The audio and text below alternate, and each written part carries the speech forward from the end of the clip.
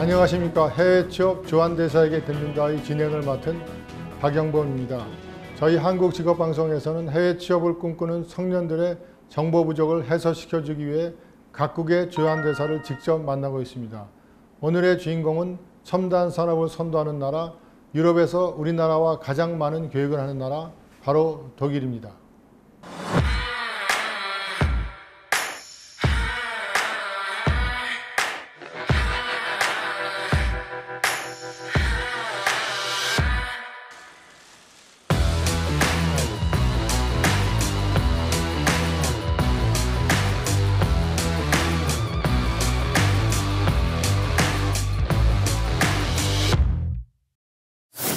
독일은 OECD 국가 중 근로시간이 가장 짧고 선진적인 노사문화를 가진 걸로 유명합니다. 독일의 사례를 통해 한국 노동시장의 개선점을 찾아보고 독일로 취업할 수 있는 방법에 대해서도 자세히 알아보겠습니다. 먼저 오늘 함께해 주실 스테판 아우어 주한 독일 대사를 소개합니다. 안녕하세요. 안녕하세요.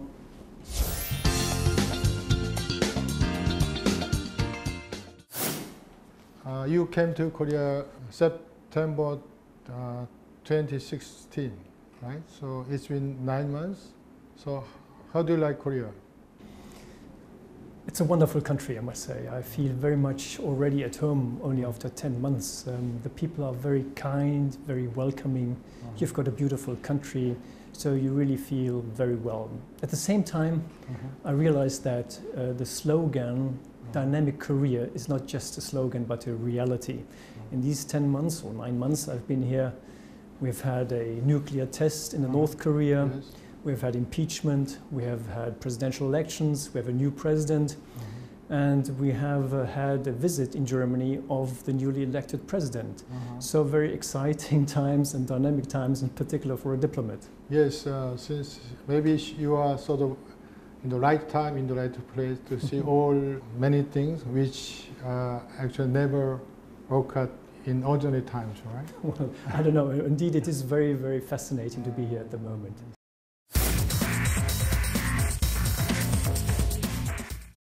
Recently, in Hamburg, in Germany, you had the G20 summit conference, and there you personally greeted President Moon Jae-in there, right? So this G20 summit is sort of, for President Moon, is debut for international event. So how do you sort of evaluate or see this new government diplomatic policies? Well, you know that Korea is a very important G20 member, particularly for us Germans, because Korea shares the same interest as we have, particularly when it comes to free trade or protection of climate. And this is why we were very happy to see the new president really firmly putting Korea back on the international stage after some months of absence at the highest political level. So we were very happy that President Moon came to Germany. He also went to Berlin, as you know, where he's had a meeting with the Chancellor Merkel and also with the President Steinmeier. But he also took advantage of the gathering of the world leaders in Hamburg to meet other world leaders, such as President Xi from China, President Trump, Prime Minister Abe from Japan. And I think in all these meetings, he firmly put forward the Korean interest, and I think that is very good. So your country and Korea have many trade also. We see many German cars in Korean street. And how do you think about this trade between two countries? Well, I think this is very important because if you look into what can provide growth to our economies, then it's mostly trade. Trade can contribute to growth, and growth contributes, of course, to the creation of jobs, and the unemployment rate goes down. So trade is in our both interests. You see, of course, many cars here, German cars in Korea, yes. But you also see many Korean cars in Germany.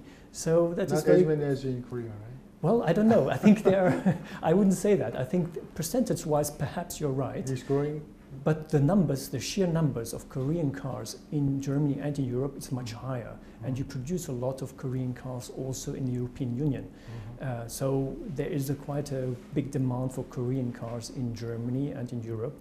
conversely also here. But that is good, because it's not only good for competition, but it's also good for the consumer, because the consumer can choose. He has a much broader variety of products, and this also enables him to choose amongst the best cars and also other products. So trade is very much in our all interest. That's one of the beauty of the free trade, right? So both countries have a very firm belief in free trade and trade without barriers. Absolutely.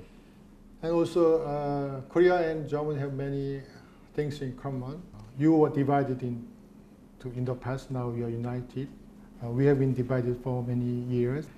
And also, you have the economic miracle, which is called the miracle of the Rhine. Also, we had outstanding economic performance last 50 years, so, which is called miracle of the Han River, right? Then, how about there are some common things in labor market between two countries? Absolutely.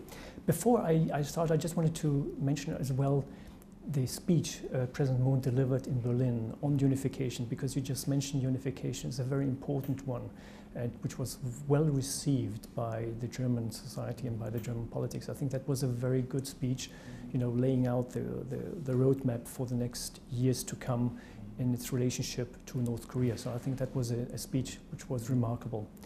But coming back to your questions when it comes to commonalities between our two economies, in particular the labor market, I think our two economies have a very strong manufacturing base.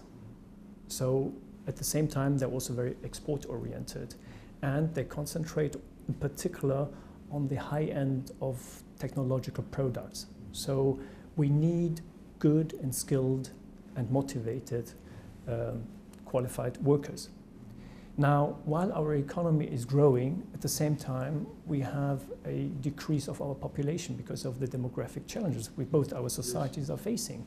So that also entails a shrinking workforce, and in particular also a shrinking number of qualified workers. So I think the major challenge for our two economies will be, and for our educational system at the end of the day, to produce these qualified and skilled workers.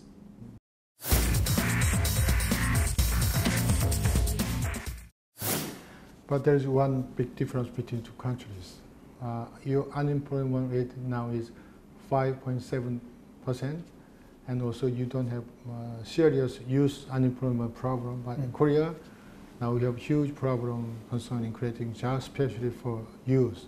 Many Korean young people after graduation of the university find very difficult to find jobs and having very tough times. So why you don't have any serious problem in generating jobs? What's the secret? Well, difficult to say, but I think 20 years ago, Germany was considered the sick man of Europe. Nobody really knows it anymore, but at that time we had serious problems. We had high unemployment rate, 10% more or less. So that was quite a serious problem. But against this background, the then Chancellor at that time, Chancellor Schröder, initiated reforms in the framework of the Agenda 2010. He initiated reforms in particular in the labor market, led to more flexibility, and that flexibility made the companies much more competitive. So they were much more able to sell their products abroad, and being more competitive, the economy grew, and with the growing of the economy, they created jobs. That was very good. But at the same time also, we were very fortunate because we could form and educate the workers the industry and the companies required. So we had, through a specific educational system, the possibility to match the qualifications of the workers with the needs of the companies. So that was more or less, I would say, these are more or less the three reasons: the reforms, economic growth, and the matching of qualifications with the needs of the enterprises. Okay. As you mentioned, you had very excellent education and training system. Also, Germany is known for country of milestone, right? And so you have good education system for nurturing these engineers and technicians and so on. So, can you introduce us about your system in producing good technicians and engineers? Yes. Well, thank you for giving me the opportunity. You know, a young man or young woman finish their school and they graduate from school. They have to take a decision. Do I study at the university or do I engage in a vocational dual training? These dual educational training is a specific program dedicated to the formation of a specific job. So if the student knows what he would like to do later on, he can first get, you know, educational training to see whether that job he wants to have is something he would like to do later on. So he goes then to the company and applies for vocational training, which means that he gets 3 to 4 days education and training, formation on the ground in the company, and the rest of the week he gets theoretical training in the college. So this is a combination of theory and practice which makes him a very qualified and skilled worker for the company which is training him. And this is very much accepted in the German society, which is very important because there's no pressure from the parents or from the society for somebody to absolutely study something, you know. So it is very important that this education, vocational training is recognized as something equal to university degree. So there's no social discrimination against these people who don't go to university? No, there's no real, of course, I mean the university degree is highly regarded, but also a Meister, as you said, is highly regarded in the German society because they know that it benefits everybody. It benefits the worker who has been qualified, it benefits the company which can then, you know, employ somebody which they have trained themselves. They know that guy, he's good, he has been qualified by us. And then, of course, it benefits the society because it contributes to the economic growth. It contributes also at the same time to low unemployment rate. In Korea also we are trying to sort of learn from German system. They introduced so-called Korean style apprenticeship, which is called work study dual system. But still some people say maybe it's too early to decide your future. Then there is no such criticism in Germany too? No? Well, you know, it doesn't exclude, if you engage in vocational training, it doesn't exclude that after that you can still study. I mean, you can still go to university and have an additional university degree. But that is, in most cases, not necessary because they immediately get their job. Because the employers, they know, oh, I've trained him, I know him, he's good, I know exactly what his qualifications are, and I need these qualifications for my products, for my company, and this is why I'm going to employ him. So he will, you know, educate him or train him, form him 3 years, and then he will offer, in most cases, he will offer him a good contract. So the incentive for the young person, you know, to go on to university to study is not very high. I see. But of course he can, if he wants to, he can go, and if he comes to the conclusion, well, that was perhaps not the right job I would like to do later on, and I would like to expand my horizon by studying something else, he can still do it. So you are not, you know, what I'm going to say, what I'm trying to say is that you are not, you know, already deciding your future once you leave the school. You still have the option, even if you have engaged in vocational training, then to go back to university.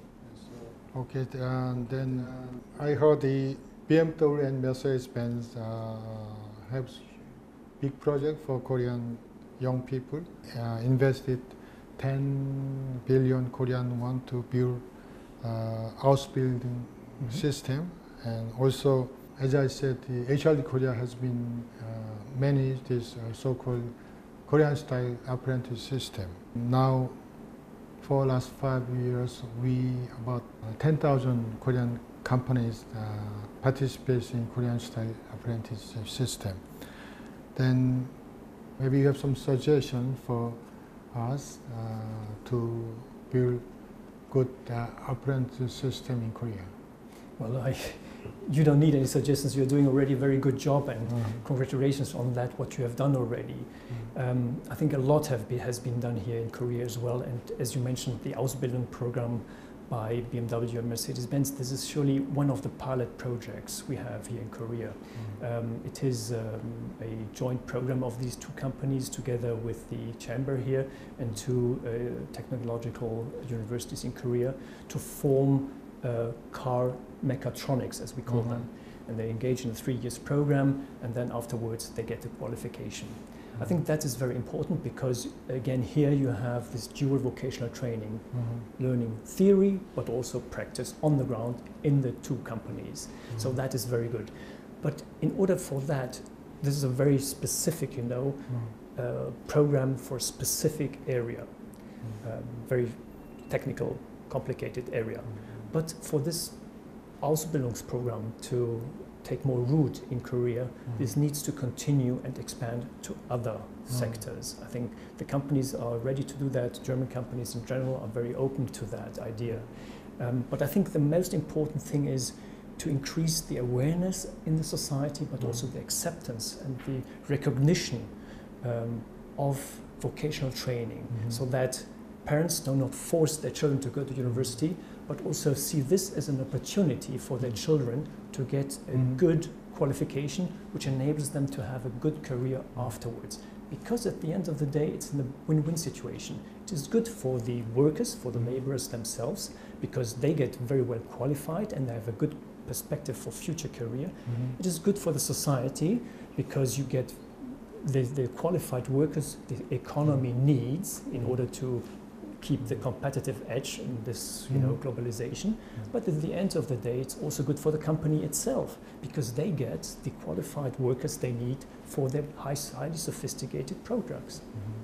But one difficulty which we have had in promoting this Korean style apprenticeship is the company train workers maybe a couple of years, 4 years or 2 or 3 years, then leave the company. Then sort of the waste of the investment for the company. That's one of the reasons some Korean companies at least are reluctant to participate in the system. How do you solve that kind of problem in Germany? Well, I think in Germany there exists also that risk, but this is again a question of competition. I mean, you have to offer them a good job afterwards, after you have qualified them. And you establish a sort of a loyalty between the employee and the employer, so that he has also an interest in staying in the company. And this is the question also of the relationship between the boss and his staff. And there I think you can create a very positive environment, labor environment, which leads then to the fact that the worker stays with the company. But this is something every company is facing at the end of the day, so that if you introduce a vocational training system in the whole of the country, then of course one may lose one, but one may gain another one from another company. So it's a give and take. I envy your situation. We have still more serious problem. I hope also we will reach that point in some time. Oh, you will definitely. I'm sure you will.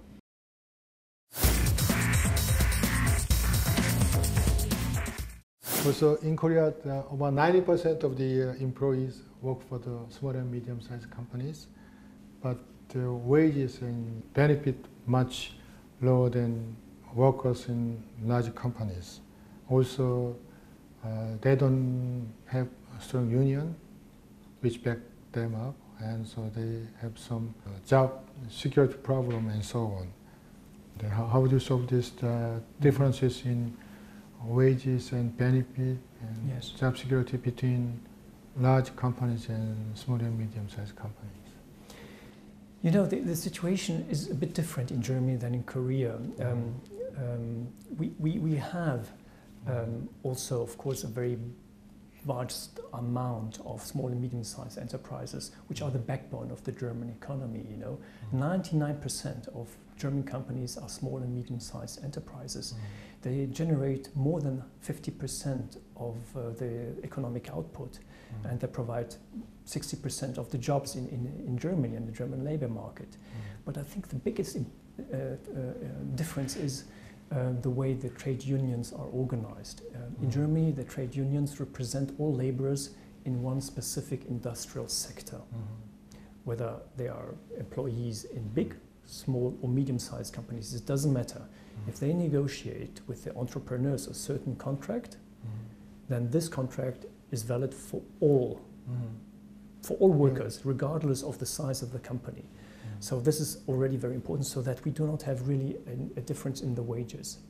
That is very important. And then, of course, also the trade unions are in big companies represented in the council, in the advisory council of the company. So they have a lot of influence, but at the same time also a lot of responsibility when it comes to formulating requirements, policies for a labor market policy, because they know what effect that will have on the company they're sitting on the advisory board. So they enjoy benefit, but also they have some strong responsibility for performance of a company. That's what you said. Yes, because they know exactly what does it mean if we ask now for a wage hike. What does that mean for that company or for other companies? Because they are sitting in the advisory board and they know what an increase of the salaries, of the costs for salaries for this company would mean internationally in the terms of competitiveness, in terms of the price of the product they sell. So they need to be responsible, and this is why over the time they have developed into a very reliable partner for the German companies. German youth come to Korea, then watch TV program, then learn the career cut woman, right? Because many Korean women have university education and have job, then after they get married, have baby, then they have to stop, then maybe stay home for 5 or 10 years, then try to come back, but there is not good job left for them. So how about Germany? Do you have that kind of problem too? Or how, if you had in the past, then how you have solved that kind of problem? Well, I think this is a very important issue, a societal issue and a big challenge for all industries and nations. I think what is important is to try to reconcile family and work.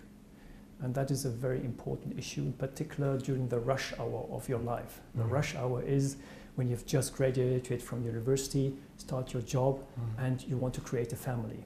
And these are two additional burdens on you which you have to reconcile with one another. And Germany has tried to tackle that challenge. I'm not saying that they've done it perfectly, but they're trying to do it by working together, the government, trade unions and the companies, to create family-friendly environments in the companies. For instance, childcare systems in the companies, or flexible, family-friendly working hours. You can also work at home, seeing to it that you can care for your children and work at the same time from home. So there are a lot of things being discussed and also implemented already. Another issue is the government provides nurseries for parents, so that they can take their children to the nurseries and that they can go to work.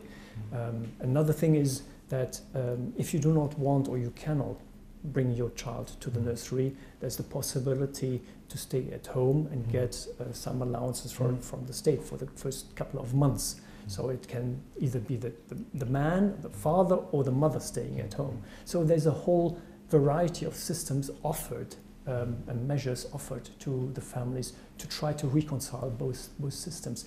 And I think it is very much, again, in the interest of everybody, of the company, because he has an interest in getting a motivated employee, but also of the employee himself, because he can reconcile and disentangle a bit this rush hour of his life.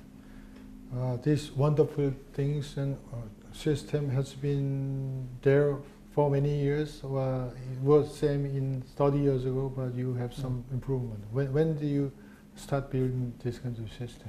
Well, it was gradually built up. It was gradually built up, and you had different concepts, But now I think the system is in place because we have realized that if we want to tackle the demographic challenges, if we want to increase the birth rate, we have to do something to be able to reconcile family and work. This was one of the ideas which brought the German government, the trade unions and the companies to establish and to work out such a family-friendly program. As a CEO, for last 3 years, I only took maybe 4 or 5 days as a holidays. But you said before we start this program, you will go to holiday for 5 weeks, right? And Germany is known for country with shortest working hours, while Korea has the longest working hours in OECD countries. So, how do you manage this work and life balance in your country? I think question. hard question, because I don't know whether we really manage this work-life balance. We are trying to do that.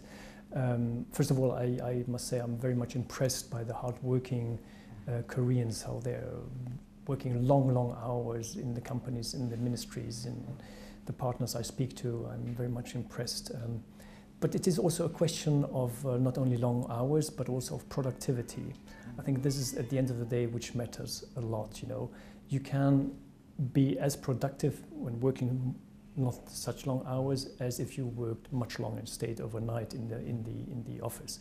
And here, I think Germany has introduced some flexible working hours. You can, according to the needs, of course, of the company, it has to be in accordance with the needs of the company.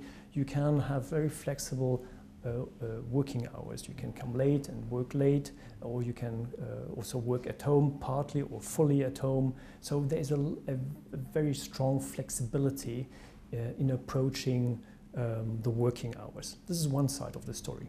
The other side of the story is, again, coming back to the trade unions and the employees' representation. We have a long history of active participation of employees in the management, in the running of the business of the companies. They are represented in the so-called Betriebsrat, which is the council of this company, of big companies. And so they have some sort of responsibility, as I said previously, but also at the same time, they are not only the bargaining power, the representatives of the employees, but they are sort of also troubleshooters. They try to find a compromise between the needs of a certain person, of a particular situation he's in, and the needs of the company and of the others. So they are trying to mediate, more or less, without being mediators, but try to find a solution, a constructive solution to a problem, which then contributes to creating a very positive labor and working environment. I see. So the trade union in Germany has played very important, significant roles in your society, right? Yeah. Absolutely, yes. They're very, very important. As I said, they have a lot of influence, but also a lot of responsibility. And both of these issues are taken seriously by our trade unions.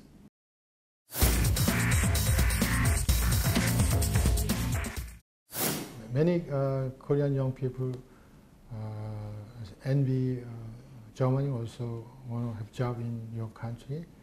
And also I heard that you have sort of the EU blue card for professionals and so on. And can you introduce us some of the details of your system concerning jobs for international people? Yes, well, indeed, at the moment, the labor market in Germany is booming. We have a need for specific jobs, for instance, in the IT sector, in the science sector, in the medical sector. We need doctors and engineers. And the blue card of the EU is a good means, a very convenient means to come for qualified professionals to come to Europe and work there and to bring their family with them. So this is a very good system and regulation. Mm-hmm. This helps, of course, German companies to find qualified workers. Mm-hmm. At the same time, you don't have to come to Germany only for work. You can also already come much earlier to Germany to study. We have 400 universities in Germany which have a very good reputation, and there you can study without paying any fees. and there are also courses in English which are taught. So many Koreans or many foreigners come to Germany to study and then decide to stay on and work in a German company. And of course, if they have had German qualifications, that's for them very easy to continue working and get a job in Germany. So whenever I can tell your viewers that if they are interested in studying in Germany, they can happily call the German embassy. Would be delighted to give them more information.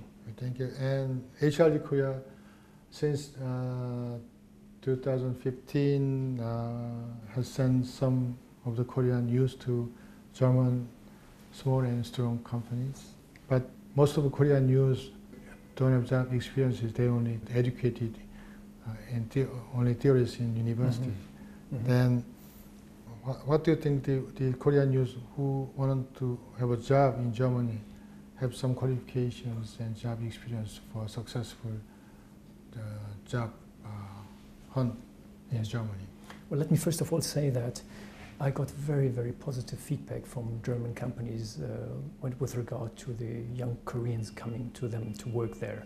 So they very much appreciate the dedication and motivation of the Korean youth. I think you've done a very good job in choosing the right people. Then I would say, I think that the most important thing, of course, is if you want, you have to be, you would need to know what you want. If you apply for a job, then you really want to have it. I think that is very important.